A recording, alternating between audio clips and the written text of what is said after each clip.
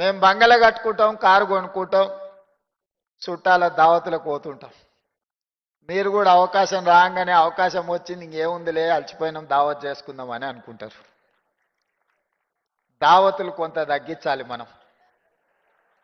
ఎందుకంటే రెడ్డికి ఇచ్చినా గూటం రెడ్డికి ఇచ్చినా ఏం చేస్తారా దావతులు చేసుకుంటారా అని అంటారు. అది కూడా ఉండాలి కానీ మోతాదు తగ్గాలి. ఇతరులు మనల్ని చూసి అరే పిల్లలు కష్టపడుతురా, బాగా కష్టపడుతురు, మంచిగా చేస్తురు, 10 మందికి సాయం చేస్తురు, ఈ పిల్లలకు అవకాశం ఇస్తే నిలబెట్టుకుంటారు, ఈ పిల్లలకు అవకాశం వస్తే 10 మందికి అండగా నిలబడతారు అని ఒక మంచి పేరు తెచ్చుకోవాల్సిన బాధ్యత మీ మీద నా మీద ఉన్నదని నేను అనుకుంటున్నా. వాళ్ళు కూసినప్పుడు మనల్ని చూసి నవ్వుకుంటారు, వీళ్ళకి ఏది ఇచ్చినావో నిలబెట్టుకోవడా వాంతోనే అయిపోతుందని. మనం అట్లా కాదు, ఇంకా 10 మందికి నిలబెడతామనే నమ్మకం కలిగించాల్సిన బాధ్యత ముఖ్యంగా నా మీద సతీష్ మార్గం మీద అవుతుందా. ఎందుకంటే అందరు మనల్ని గమనిస్తారు. రాజ్యం ఉంది కదా అని వాళ్ళకి కావాల్సిన పని చేసుకుంటారు, ఎంత నిలబెట్టుకుంటారో చూద్దాం కదా అని అనుకుంటారు. నేనైతే జెడ్పీహెచ్ఎస్లో చదివిన, మా దామన్ అయితే హెచ్పిఎస్లో చదువుకున్నాడు. వాళ్ళకి తెలవాల్సింది ఏంటంటే నాకు తెలుగులో తెలుసు, మా దామన్నకి ఇంగ్లీష్లో తెలుసు. సౌ బక్నా ఏక్ లిఖనా అని వెనకటి పెద్దోళ్ళు చెప్పారు.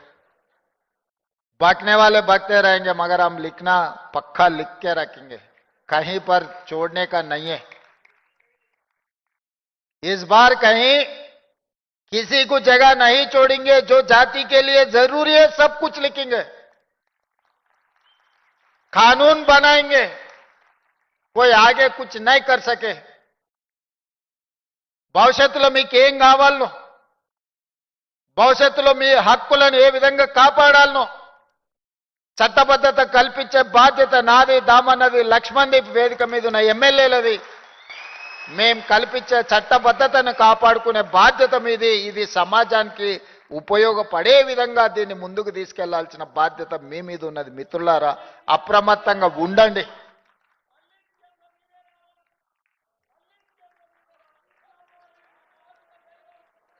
అందుకే మిత్రులారా,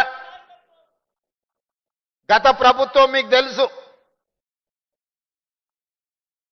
బర్రెలను, గొర్రెలను, చేపలను ఇవి వాళ్ళు ఇచ్చింది. మిమ్మల్ని ఏమో చెప్పులు కుట్టుకోమని చెప్పింది. బర్రెల్ని కాసుకోవడము, గొర్రెల్ని పెంచుకోవడము, చేపల్ని పట్టుకోవడము, చెప్పులు కుట్టుకోవడము వీళ్ళు వచ్చి మనకు నేర్పాలనా? జాంబవంతుడు నుంచి ఇప్పటి వరకు ఈ జాతికి ఆ విద్య తెలియదా? నువ్వు కొత్తగా ఇచ్చింది ఏందని? వీళ్ళు బర్రెల్ని పెంచుకోవాలా, గొర్రెల్ని అదేవిధంగా చేపలు పట్టుకోవాలి, చెప్పులు కుట్టుకోవాలా, మీ పుల్లలు మాత్రం రాజ్యాలు వెళ్ళాలనా? ఇదా మీ జాతి యొక్క ఆలోచన? అందుకే ఈ బర్రెలు, గొర్రెలు, చేపలు కాదు, చెప్పులు కుట్టుకోవడం కాదు, చెప్పులు కుట్టిన ఈ జాతే డాక్టర్లు, లాయర్లు, ఇంజనీర్లు కావాలి, ఐఏఎస్లు, ఐపీఎస్లు కావాలి, మీరు ఎమ్మెల్యేలు, ఎంపీలు కావాలి. ఈ రాజ్యాన్ని నడపాలా, అప్పుడే ఈ జాతి గౌరవం పెరుగుతుంది. గొర్రెలు, బర్రెలు, చేపలు, చెప్పులు కుట్టడం కాదు, డాక్టర్లు, లాయర్లు, ఇంజనీర్లు కావాలి, ఐఏఎస్లు, ఐపీఎస్లు కావాలి, ప్రజాప్రతినిధులై ఈ తెలంగాణ పునర్నిర్మాణంలో మీరు భాగస్వాములు కావాలి. దానికోసం మీరు కష్టపడండి. నా శక్తి ఉన్నంత వరకు మీకు సహాయాన్ని అందించే బాధ్యత నాది.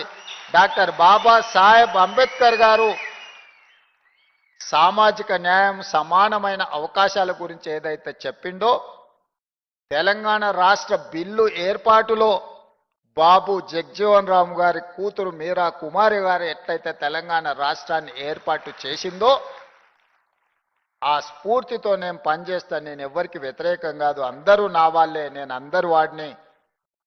ఆ మధ్యలో ఒక ఆయన నన్ను ఏదో అన్నాడు అంటే చెప్పిన, సహాయం అందించినప్పుడు దామన్న రేవంత్ మాదిగా అన్నాడని.